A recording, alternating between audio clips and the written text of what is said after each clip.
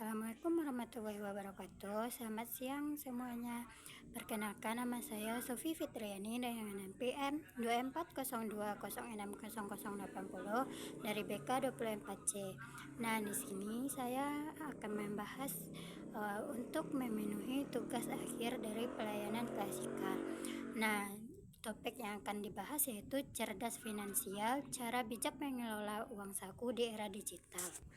Nah, tujuan utamanya yaitu untuk mengubah pola pikir atau mindset generasi muda agar tidak menganggap uang saku itu sekedar uang untuk dihabiskan, melainkan instrumen awal untuk belajar mengelola keuangan secara mandiri.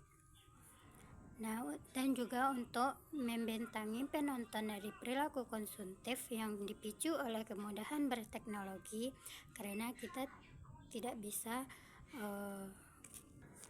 Pernahkah kamu mengalami seperti kehabisan uang saku padahal belum waktunya, terus jebakan diskon yang besar-besaran di aplikasi-aplikasi belanja online, atau top up game tanpa batas, dan FOMO atau beli-beli yang sesuai tren padahal itu tidak penting.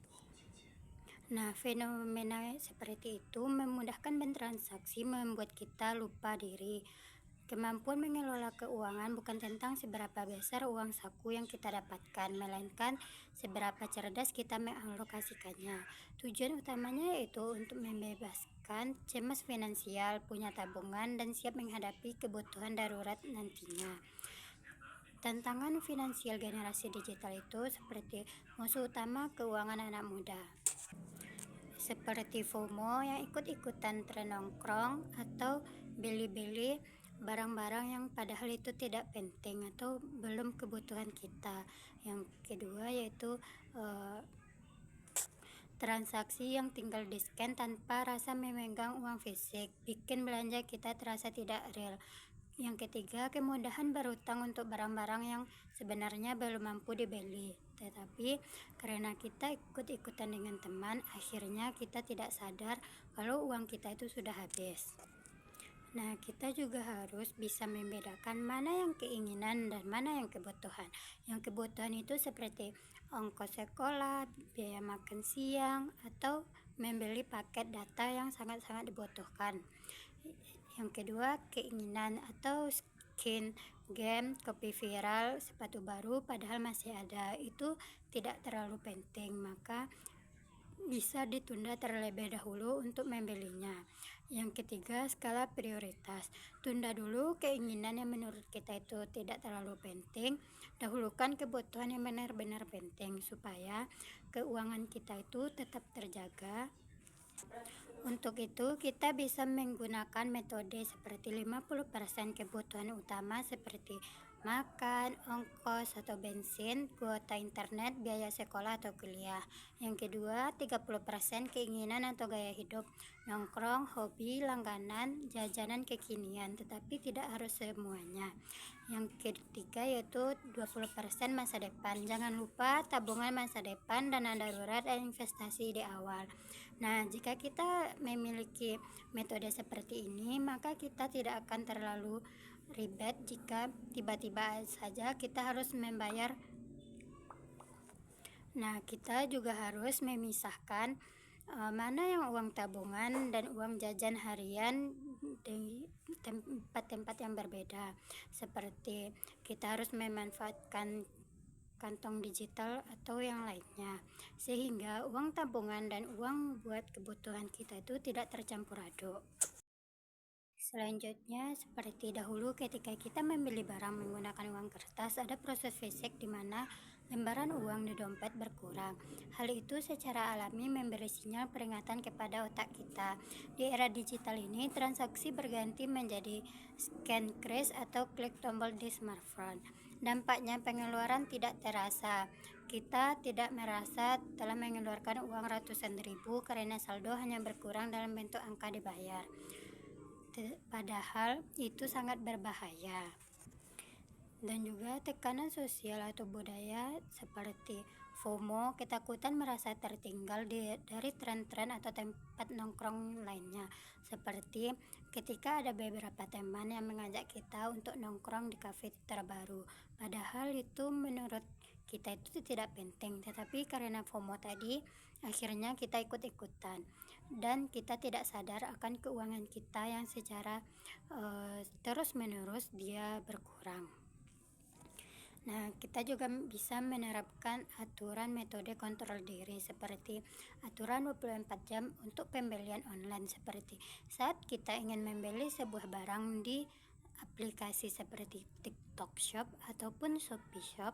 Saat ingin membeli barang tersebut, simpanlah di keranjang terlebih dahulu selama 24 jam. Jika setelah 24 jam merasa ingin kita membeli barang itu berkurang, maka batalkan dan hitung dalam jam kerja atau uang saku. Jika ingin membeli baju seharga 300.000 dan uang saku adalah 30.000 per hari, tanyakan pada dirimu, apakah baju ini sepadan dengan 10 hari uang sakumu. Nah, pada sekarang ini juga kita tidak sadar akan bahayanya pinjaman online atau pinjol. Mengapa berbahaya bagi mahasiswa?